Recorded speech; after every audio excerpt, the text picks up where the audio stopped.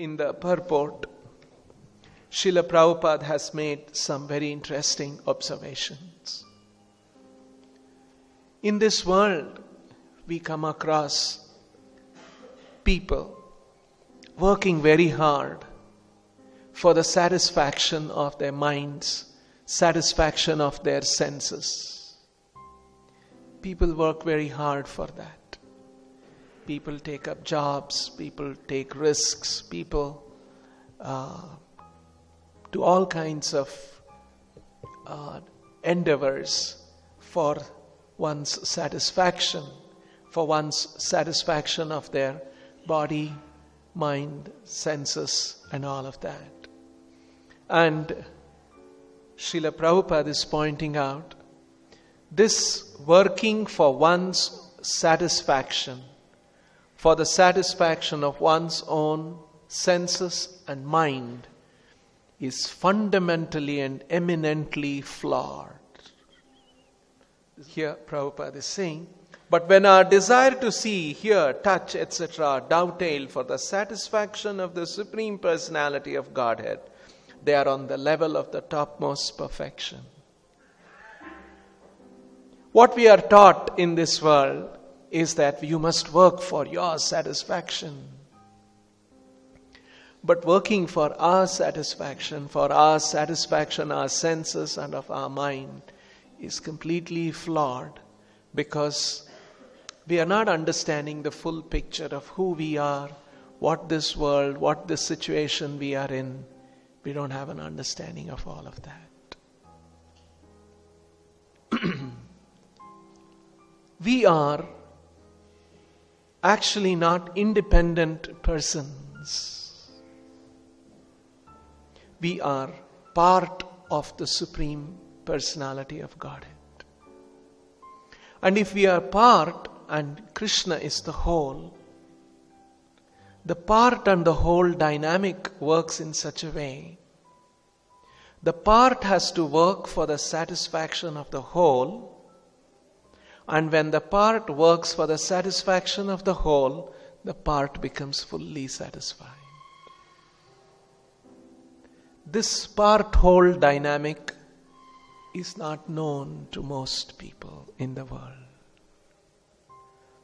All the thought leaders in the world, all the big leaders in our world, they miss this point, and they are thinking that if one has to work for one's own satisfaction, we have to provide different kinds of facilities so that they can enhance the opportunities available for their own satisfaction.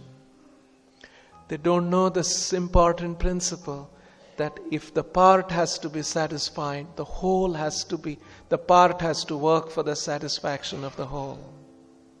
Just like all the parts of our body, or all the different organs of the body, they are not independent.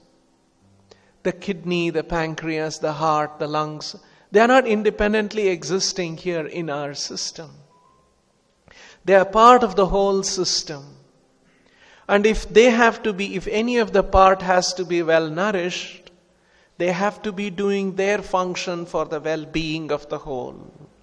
And when that is happening, the body is in a healthy condition, and all the parts of the body are nourished and provided with what they need.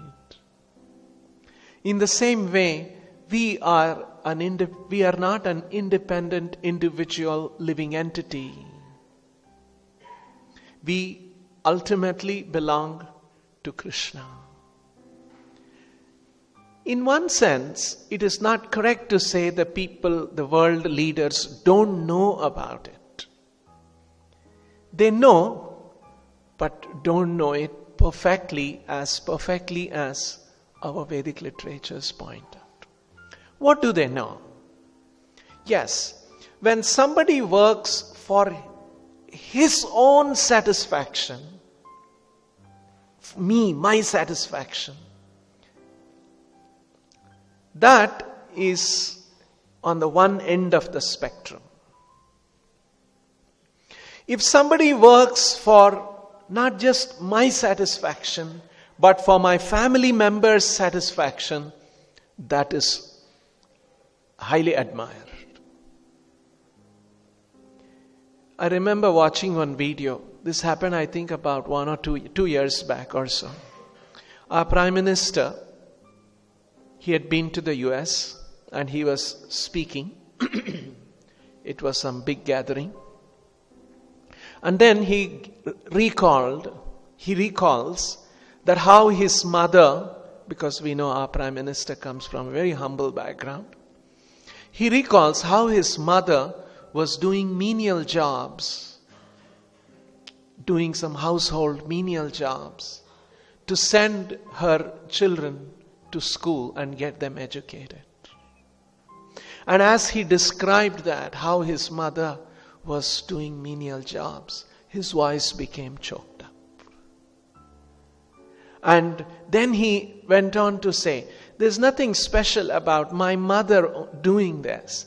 There are lakhs and lakhs of mothers in our country who are working very hard to serve, to see that their children get educated.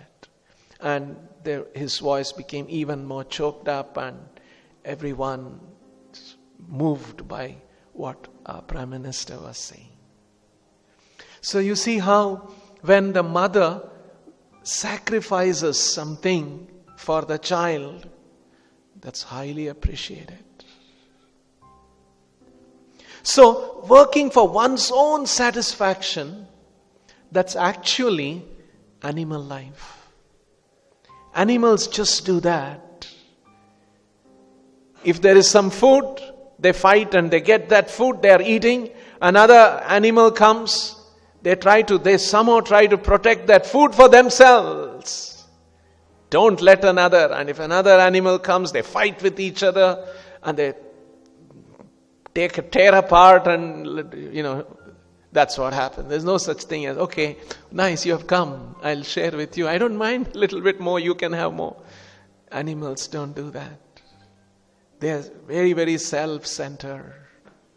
So when somebody is not so self-centered and thinks about, no, not just me, my family, my children, that's very good.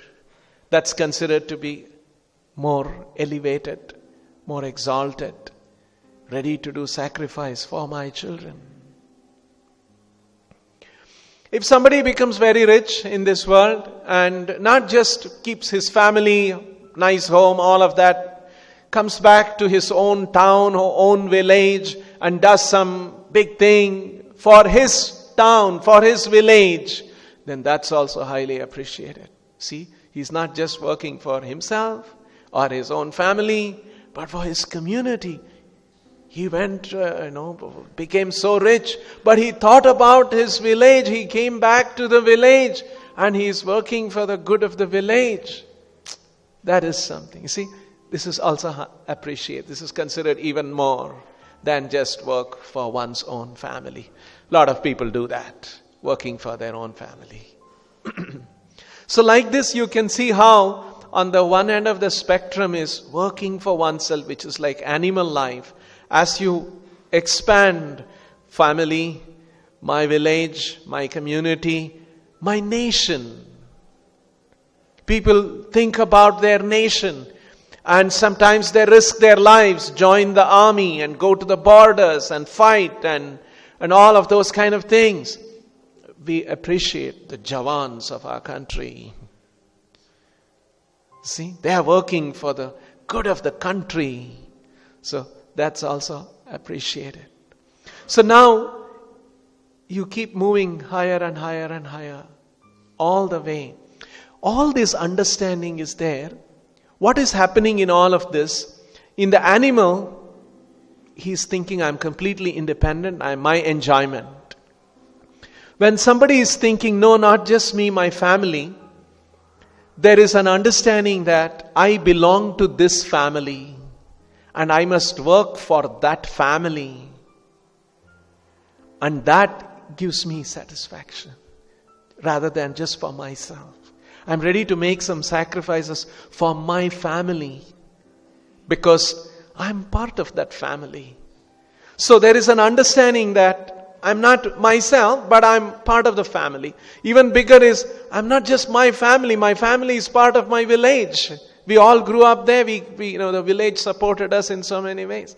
So either you're part of the family, part of the village, part of the state, part of the country, part of the world, all of these understanding. There is some understanding that I'm not independent, I'm part of a larger community. But all of these are still short of the perfect understanding, because these are, by the laws of karma, we all come together into a family, into a village, born in a certain community or a certain country, and according to the laws of karma, we move on to another family, another community, another country. Could be another planet, another loka. All of these kind of transmigrations are happening for the living entity. Now, this living entity is part of which community, which village, which family? In every life, the living entity gets a different kind of a situation. These are just temporary features of this ever-changing material world. The living entity is not really part of any of these. The living entity gets a body, and that body is made of panchabhutas and other elements of material nature. And this material nature is undergoing constant flux, and there is creation going on. There are planets and all of these things created for some time, and again all of that annihilated. So this is a much bigger picture, and ultimately we understand that we are a spirit soul, part and parcel of Krishna, and this material energy which is going through all of these changes and creation and maintenance and destruction, all of that is an energy of the Lord.